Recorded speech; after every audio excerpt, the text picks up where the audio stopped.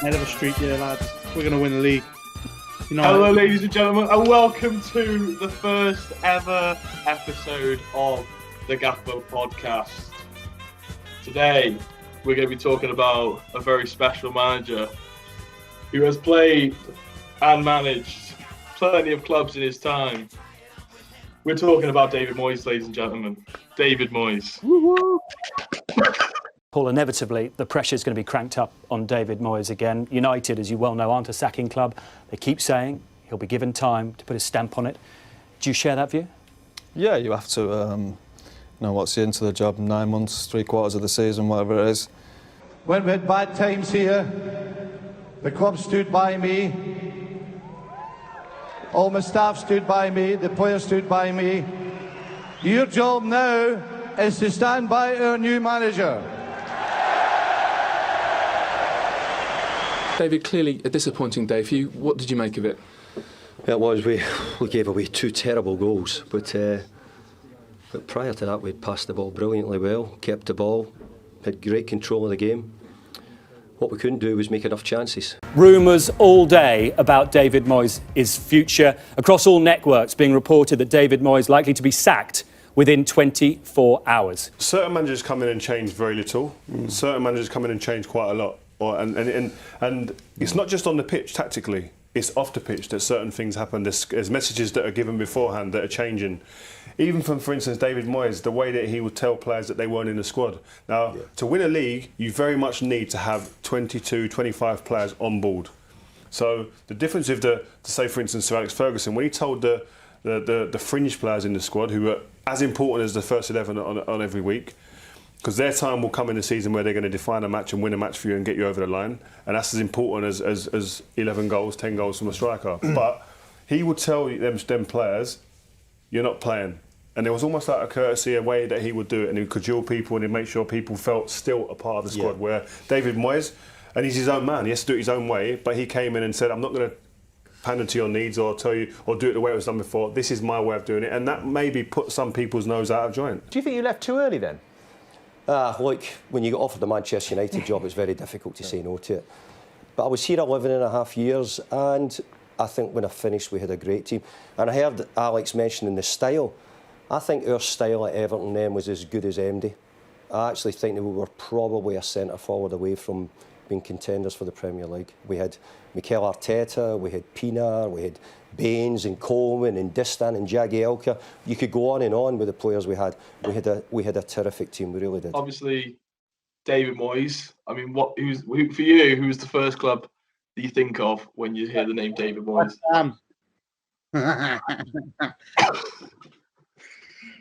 Everton. It's Everton, realistically, you know. Yeah, agreed. I think Everton is the easy choice. Obviously, been there for 11 years. You know, it's quite a hefty stint. What do we think? How did he get on? Oh, he's cracking, wasn't he?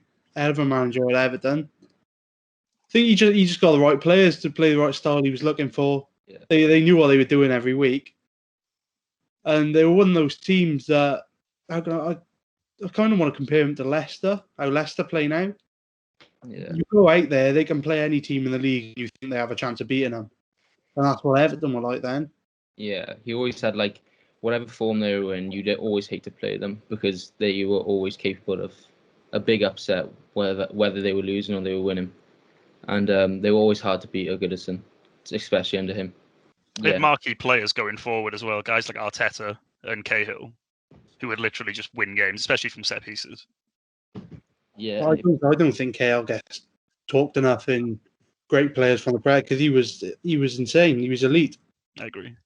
Set pieces. If we're talking about set pieces, Leighton Baines was key for him. He's battling Ashley Cole for all time in the Premier League, I reckon. You reckon? Yeah, I think definitely top 5, top 3. Gotta be. Just for how long he's been doing it. He's still doing it now, for goodness sake. Yeah, consistency is a big part of Baines, and I reckon he could push Ashley Cole for the best. Not push him, but like top 3, obviously. Pretty disappointing as a United fan. It's not the kind of person I think you want to see, you know, kind of come in and take over.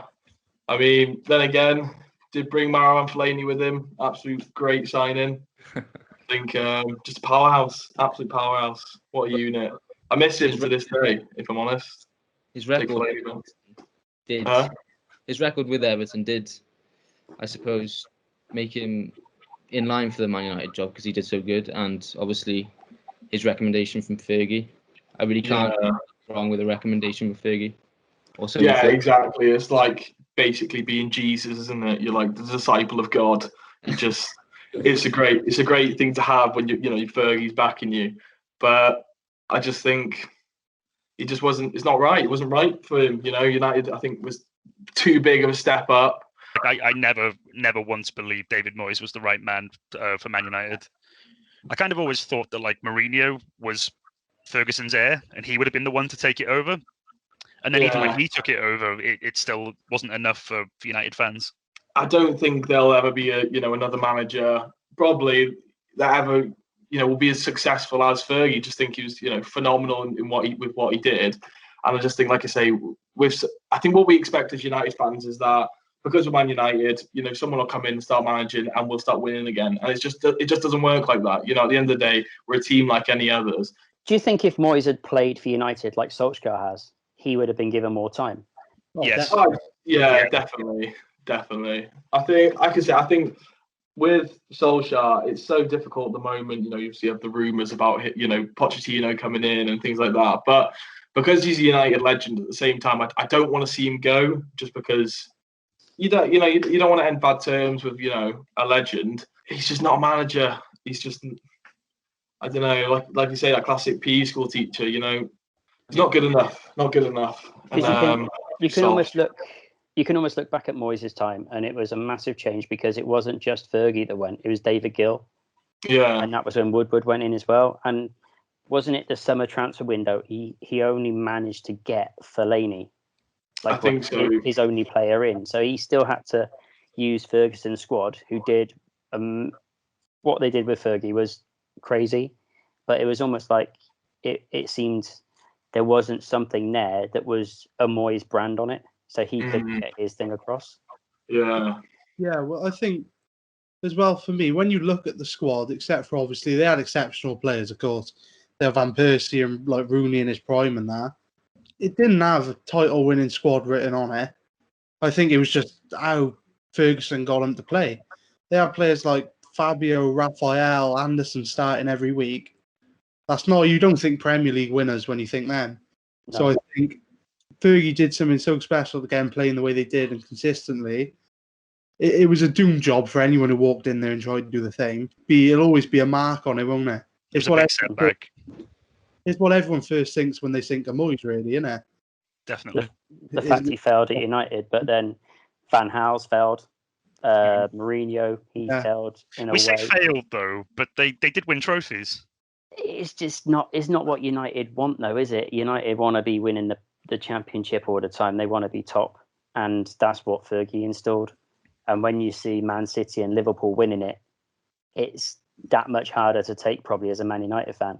I think, like Nat said, though, it was an aging squad with guys like Rio and Vidic and Evra. These you couldn't get the best out of those guys anymore. It almost feels like a poison chalice.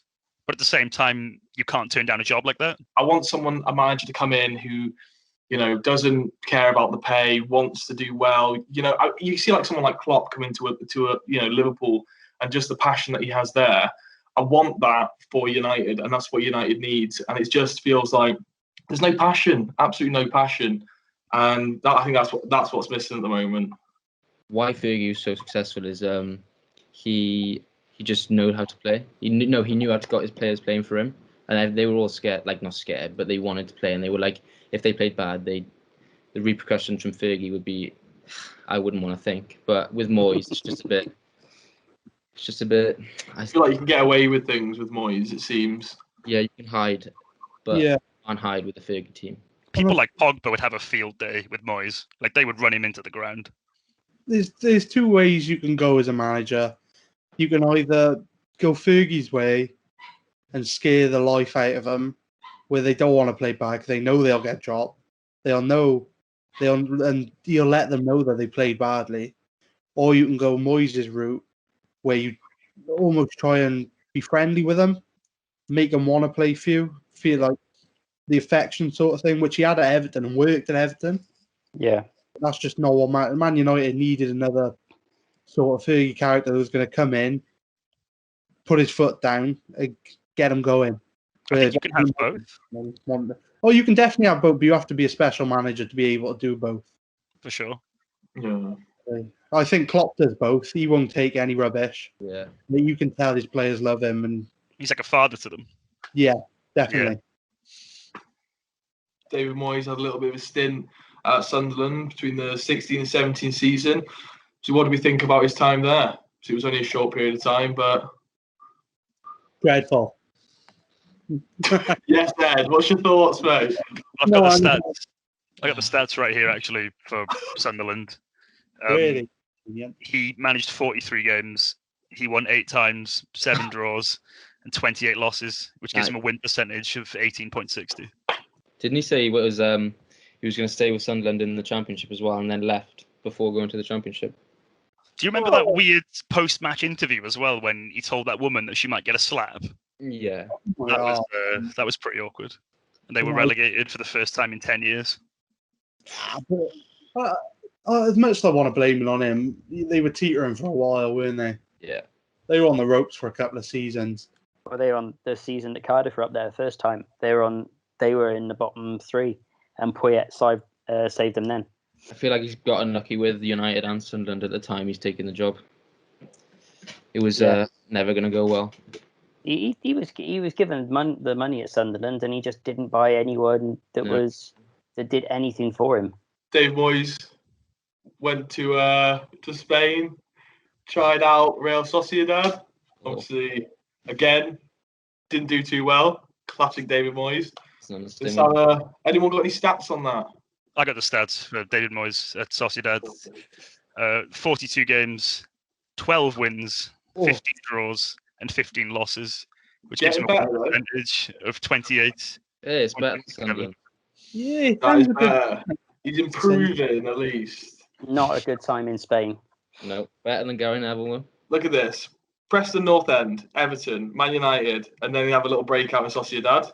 Come back, Sunderland, then West Ham. It's quite nice, actually. Breaks it up a little bit. I think he's planned that pretty well.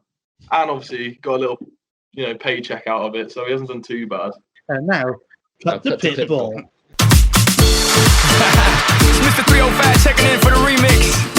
You know they had that 75 Street Brazil. Well, this year's gonna be called Gallo. Que hola gata, que hola omega. And this how we gonna do it. Dale! 1, 2, 3, 4, 1, 2, 3, 4. Currently at West Ham. Obviously, we've got a couple of West Ham fans, with us today in the podcast. I'm just going to pass over to you boys. Give us a rundown. Thoughts? Go on, Nick. You can go first, mate. Tell me what you think. I'd rather not go into his first spell at the club, obviously. I don't know how bad it was. Ed, do you have the stats? I got the stats for both spells. In his first spell, he had 31 games, 9 wins, 10 draws, and 12 losses, which gives him a win percentage of 29.03.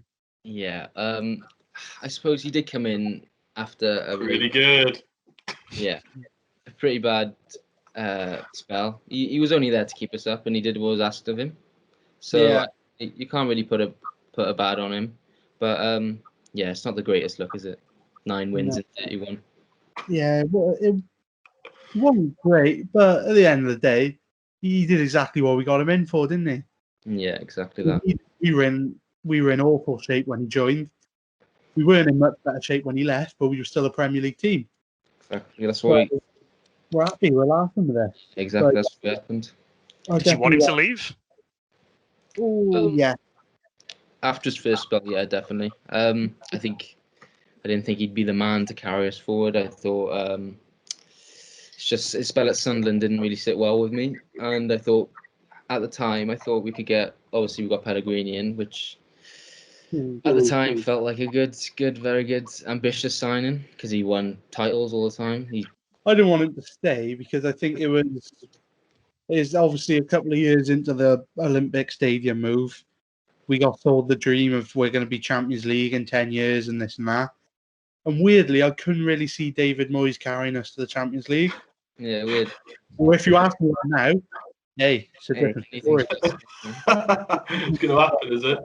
Yeah, well, his second spell, he's made his own signings. He's made 2 signings, I think. Oh, well, not 2 signings. Well, 3 signings. Bowen and Souček, who've both been revelations, I think, for the squad. And Souček, he has potential for signing of the season for me, and not just West Ham, just in general. Yeah, there's been talk about him being his Fellaini, but I feel like just because he's also very good. But he's got technical ability as well, better than Fellaini, I think. Definitely, I think people are just jumping on the bandwagon of he's tall, he gets in the box. He's obviously to be challenging for Champions League, you got to at least be in the top 4. So I mean, what's your thoughts on that? Obviously, Jack. What you got to think is, have you seen the fixture list? It's been out of a fixture list for West Ham. We played Man City, Liverpool, Tottenham, Arsenal, Leicester, Wolves, all in the first 8 games of the season. If you offered West Ham fans, I think we're on 11 points there. If you offered us 7 points at the start of the season, I'd have chewed your hand off for it. That's incredible. Especially picking up points against Man City, Tottenham. Yeah, especially after losing to Newcastle, I just thought 0 points by November. I could see 4 points, but having 8 points from Leicester, Wolves, Man City, and Tottenham. That's incredible. Whoever you are in the Premier League, I think. Definitely.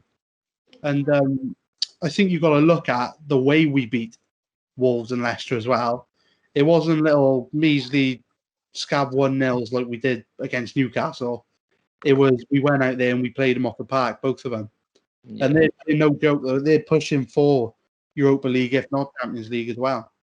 That's the power of David Moyes, is it? It is down to Moyes and his formation and system he's playing. The 5-back is really is our formation now. It's just turned us into a solid defensive side, and that's down to him. One criticism I would say is he does wait until the 95th minute to make his first substitution, which is it's infuriating. It is infuriating. We are West Ham fans. We're a bit biased, so Matt and Ed, do you want to? Definitely a bit biased. We'll take it away, lad. A little bit.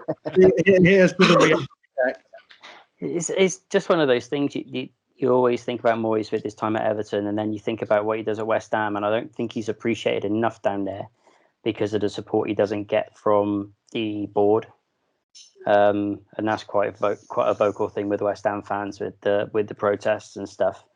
But you like you said, Nate, with the 8 games and the points on the board and who they've played, you can't really argue with that. It doesn't sound impressive, but me and Nick as West Ham fans will know he's almost levelled out there as wins as losses, which we barely ever do in a season. I don't think it's been a season probably since we left the Boleyn where we've had more wins than losses. Don't quote me on that, but I'm sure of that, really. Yeah, his recent run is impressive, though. Oh, definitely. Yeah, it's definitely picking up a bit, isn't it? It's getting a bit more exciting. Since lockdown, we got to be one of the most informed teams in the league, I think. Antonio, 11 goals in 11 games. It's unheard of. For a guy that was playing at right back for Sheffield Wednesday. When was the last time Moyes was awarded Manager of the Month? Ed, can you find that out? The last time he won it was March 2013. Surely that match has to be the last year in charge of Everton, maybe? Like Nick said earlier, he's turned us into a team that's defensively strong, which I've supported West Ham for obviously almost 20 years now, and we have never been a defensively sound team. Never. Or a sound team, really. Okay, let's get these little digs. Man United fan over there. No. We're above you in the league, aren't we? I know. All right. This part of the podcast, we're going to be doing this new thing where for every new manager that we talk about, we're going to talk about their best signings over the years. I'm going to hand over to the boys. Boys, what have we got? What's the team we come up with? Well, goalkeeper, I've gone with Nigel Martin. Going back in time a bit. Yeah. First £1 million goalkeeper in in England when Crystal Palace signed him from Bristol Rovers. Went to Leeds, and then Everton signed him from Leeds, and he was an England international. I feel it's criminal if we miss out Tim Howard, surely. Give him a golden mention, is it? Yeah. Golden mention. I like that. I can't see how we can't. But I suppose Nigel Martin was before my time. I didn't really see him play, so you're more informed on me. He was he'd win you points in a season, much like Howard, but he was one of the big things behind Everton and everything that Moyes tried getting going with them from what you could see from the club. Yeah.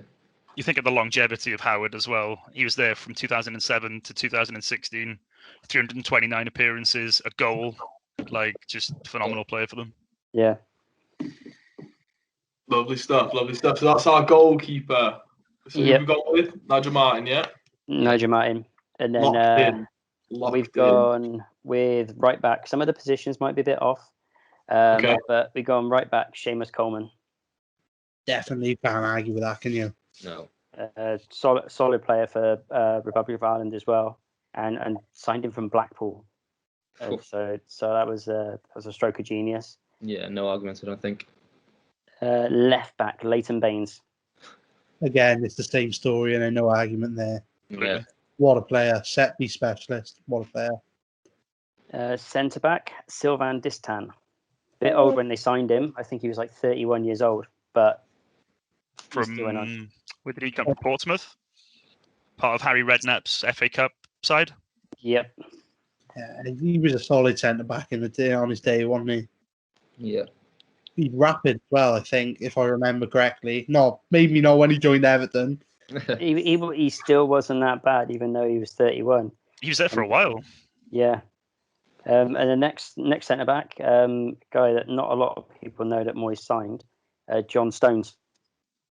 Yeah. Oh, really? Man. Yeah, signed him from Barnsley. So how much was it? 3 million, I think. Probably. Yeah, I don't think it was much more than 3 million, and then he obviously went on to be signed for Man City. Obviously. So centre midfield, it was a bit tricky, but went for Mikel Arteta. Definitely. One of them. And then the man that Jack said he loved at United, Fellaini. Yes, come on. And then left wing, we went for. There's a bit of a dispute, but it's quite. You can see that the both players are Juan Mata when he signed him at United, and Kevin Morales. Yeah, as well. Definitely. I think Morales always had the talent, but I don't think he was as good as Mata for Moyes' side. He was good, Morales, but I always think that he didn't reach his potential. I don't think. Yeah, and Mata was class at Chelsea as well, and when he moved, it was how did he manage to get hold of him? And Mata's still in the team now, and he's still pulling out goals and assists. So it's a great sign, I think. Yeah, exactly. I feel like there was a season or two at United where Mata was one of the only players providing for him. Really, there was a season in between, obviously Rashford and Martial coming through. Well, I think Mata was the only shining light in that United team. So we had a great signing from Moyes, yeah. And then is Mr. Consistent for right wing, Stephen Pienaar. Quality. He took him up to Sunderland with him as well, but he didn't have as good a time up at Sunderland. No, but I don't think Moyes in general had a good time at Sunderland. No, as we mentioned. And then up top, Tim Cahill. Naturally. Just for his goals record for Everton and everything he did. And 2 loan signings I think he got him in on is Landon Donovan. Yeah, definitely. Yeah. I'm happy with that. I think that's a great team. Yeah. So where do you reckon that team would be in the Premier League if you get more played at peak? At peak, I'm thinking top 5, top 4 there. Definitely. Yeah, they've got to be pushing top 4. Definitely, very solid defense. I think Cahill in his peak is almost unplayable. He was insane. I agree. Yeah. With the midfield of Arteta and Fellaini as well. Strong midfield. Strong. We talk about his presence going forward, but he was a rock in defence as well. I think that's a great box-to-box midfield from both players there as well. Yeah. For this section of the podcast, we're going to be looking at three things. We're going to be looking at who we think is our sub of the week. We're going to be looking at a clanger of the week, and we're going to be looking at who we think is going to be manager of the month. So, boys, going first to the sub of the week. What we thinking? I think it's got to be between Cavani and Ben Rama. And Ben Rama, Cavani scored, didn't he? Did he not? Yeah, I think he scored. He did. Of course. But I think Ben Rama, because he came on, he set up the goal perfectly, and he won West Ham the match inevitably. Yeah, definitely. I think with the Cavani substitute, they were already winning. They were 2-1 at the goal he scored. Although it was a good goal, good off bench, but it wasn't a winner. Kind of just added to the scoreline. Obviously, still is impressive in his own right. But Benrahma, the West Ham display, they won a lot of flair going forward the whole game. And he kindly came on. He gave us that attacking spark we needed. And in the end, he set us up for the winner. Great substitution by Moyes. Tactical genius. Yeah, we love it. Moving on to Clanger. Yeah, moving on to the clanger. It's got to be Lookman, hasn't it? With the Peñaca. Talking about Benrahma, he then went on, although being after the week, he got away with it, giving him the penalty at the end. Because Lookman, I don't know what he was thinking there. He's had an absolute stinker. Yeah, he's got the ego of Andre Pirlo, but he hasn't got the ability to back it up, apparently. Not at all. What a mess. The 97th minute. We're making a joke out of it. But if we look down to the facts, Fulham are going to be in a relegation fight this year. And that could be a point that keeps them up. Yeah, it wasn't the smartest of plays, really, was it? Like you say, you're not Pirlo, mate. Just put it in the back of the net. You know, do what you're paid to do. Don't be messing about. Yeah, at the end of the day, like you say, you're playing for Fulham, and realistically, you're going to be wanting to survive, and you need as many points as you can get. And when you do something like that, I just don't know. If I was a manager and he gave me the changing rooms, I don't know. The clip around the air for that horrendous, and a fine, a massive fine. I wouldn't want to be walking back into that changing room now. Nah, I can imagine the people, actually walking in and the eyes on you, just thinking, "What have you done? Why? What was going through your head there?" Actually, I completely agree. I think 100% Clanger, 100% manager of the month. People's thoughts. I think he's got to be Hassan Hootel at Southampton. Gone about everything really quietly.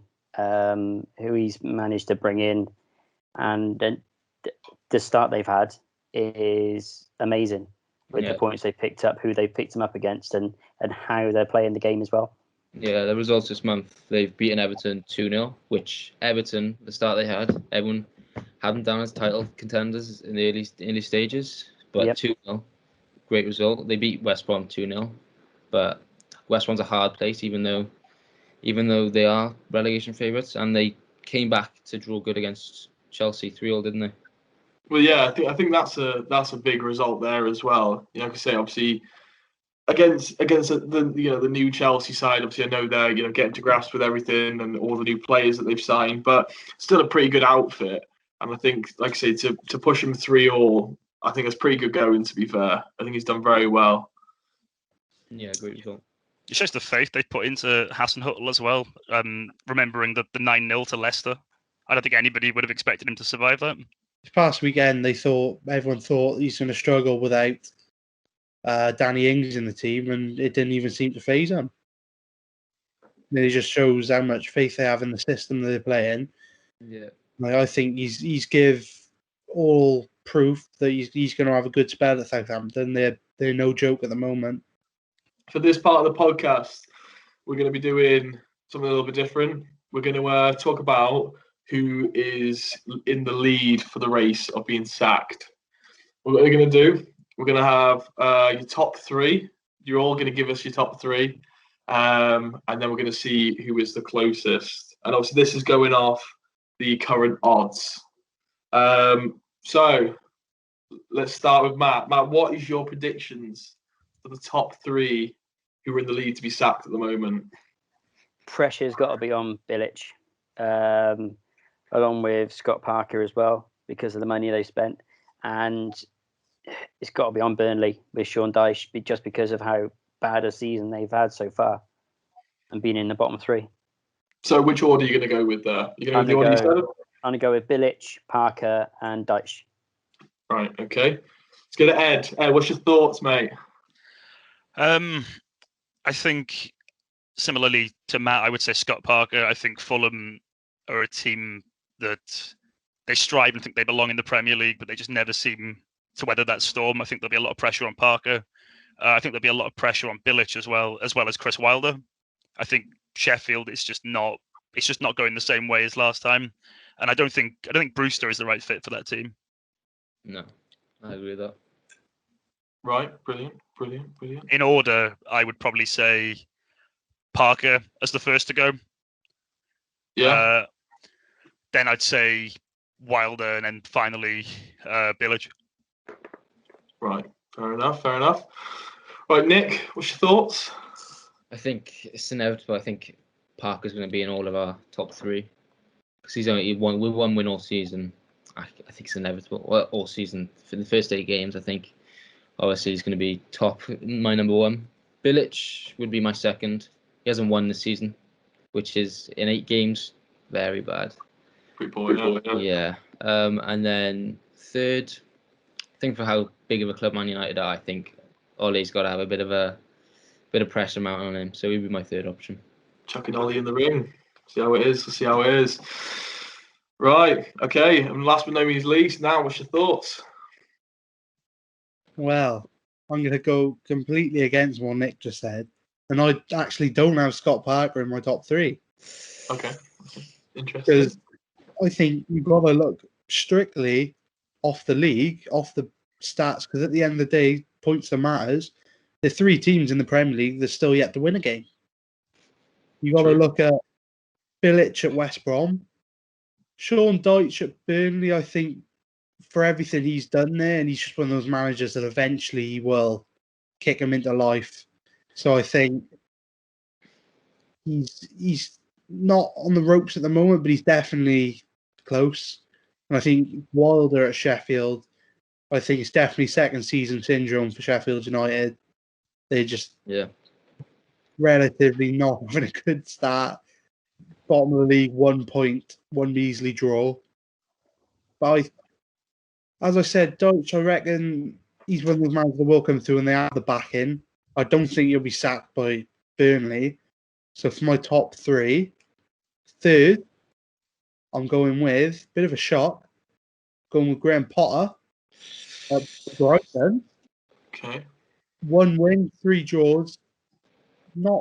It's not the worst, but they are going to be dragged into a relegation scrap if they continue that form. And Brighton have had a couple of managers over the years. They're not afraid to get rid and get new in. So that's my outlandish sort of shout there at third. Second, I'm going to go Dean Wilder. And then first, you have to go Bilic, haven't you? I think he's on borrowed time at the moment there. Yeah. What are you going for? Fair enough. Right. Well, I can actually tell you that the top 3 managers currently in first place to be sacked first is actually Ole Gunnar Solskjaer. Yeah.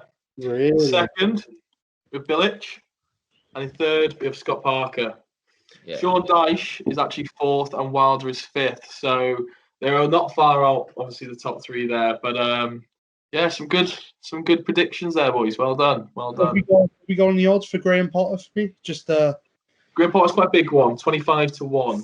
So obviously they're not going anywhere anytime soon. Right, thank you very much for listening / watching, depending on where you're viewing this. Listen to the first ever The Gaffer podcast. Obviously, your support would be greatly appreciated. If you could follow, the Gaffer on Instagram or Twitter, if you could subscribe to the YouTube channel. Obviously, the link will be in the description to all the socials. So if you go give us a follow, that would be massively appreciated, guys. So thanks very much, and thanks for listening to the Gaffer.